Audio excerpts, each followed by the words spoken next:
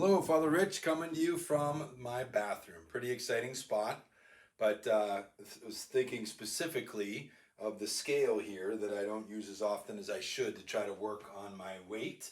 Nothing really much more exciting in here. For those of you who might have joined me for the Catholic customs, I think on the day that I did my morning offering, I wandered in here in the dark to start the day. But the name of the article, the essay that we have in our next series on how the church has changed the world, is Measure, Weight, and Number. Um, and so it focuses on a man who was a great French mathematician in the late 1700s, early 1800s.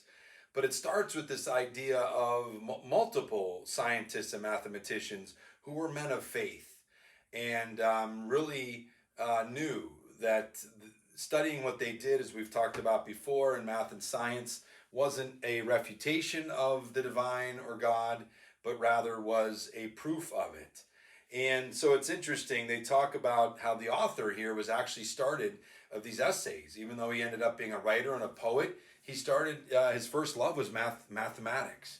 And they really say how the two, mathematics and poetry, are really no leap between them, as he says. Poetry is a world of meaning rendered in musical order, and mathematics is a world of number and shape, of momentum and direction, of unity and difference and relationship.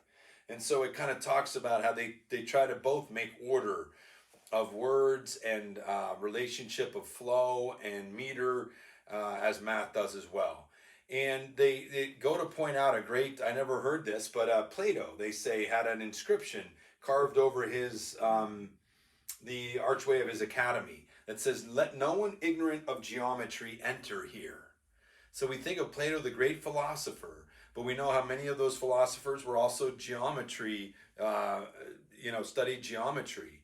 Um, but he knew that. His sense was, as the author says, that meditation upon mathematical objects was a step along the way to contemplation of the good. That is because mathematical objects do not change or decay, and what we know about them, we know with certainty. So the real existence of a single mathematical object, a number, a curve, an infinite series, is a knife in the heart of materialism. So they're saying that mathematics, instead of proving those who are the materialist philosophers that say, well, we can only know what is material, what we can touch, the empiricists, that mathematics refutes that because it's based on things you cannot produce or touch or see. It's based on theory.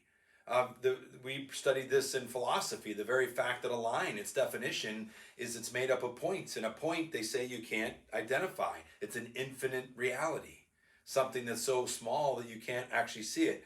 But we know that we claim that a line is made up of that. So all of geometry is based on the intangible. And yet we allow that geometry and mathematics based on the intangible, um, to be the basis of a theory about science and mathematics that wants to claim that all we can know is the tangible. So it's really interesting to see, and it's a contradiction that we have to help our mathematicians to see, to study mathematics, but yet deny the divine, deny the eternal, or at least deny that we can argue that in the same way we can't point to the eternal, but we can see the products of him in nature and the proofs of God's existence, that we have to be willing to concede that if we're willing to concede that an infinite point makes up a line, that ultimately then I can see in the, a line that really is,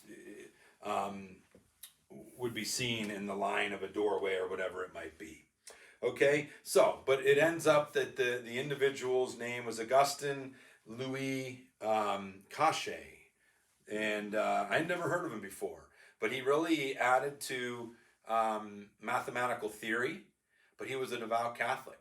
He worked for Napoleon at one point. He was an engineer, and he started some work on creating one of the great ports to be impenetrable through his engineering genius. He did that work at the age of 19 and 20, but soon left at 22. His religion started to get in him kind of some tension with the Greek enlightened philosophers of the day and the governmental civic people. And so he was kind of constantly in and out of the work of such people, and struggled because of his willingness to be outspoken in his faith. Um, so again, we see him put in kind of the same category with others that we've talked about in the past that were devout, were helped to the mathematical theories to evolve and to grow to a point to this day, but yet remain faithful in their devotion and their faith.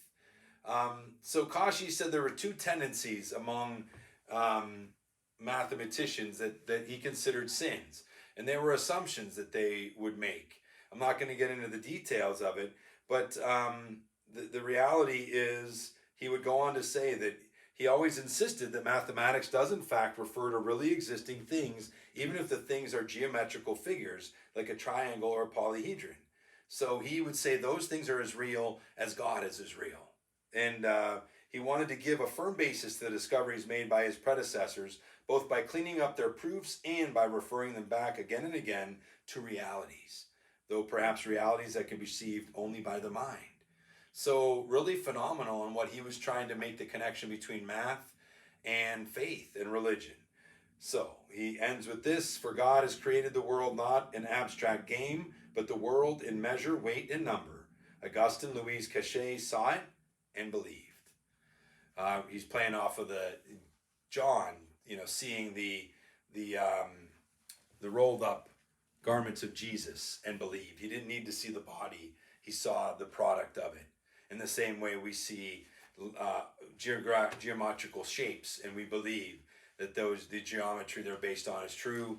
We see the results of God working in the world, the beauty of creation, the complexity of nature, and we believe in the God who created them. So I hope that we can allow this really amazing mind, a mathematician, also devout Catholic, inspire us to know that there continues to be an ability to let faith and reason work together. Thanks for joining me today. Have a great day. God bless.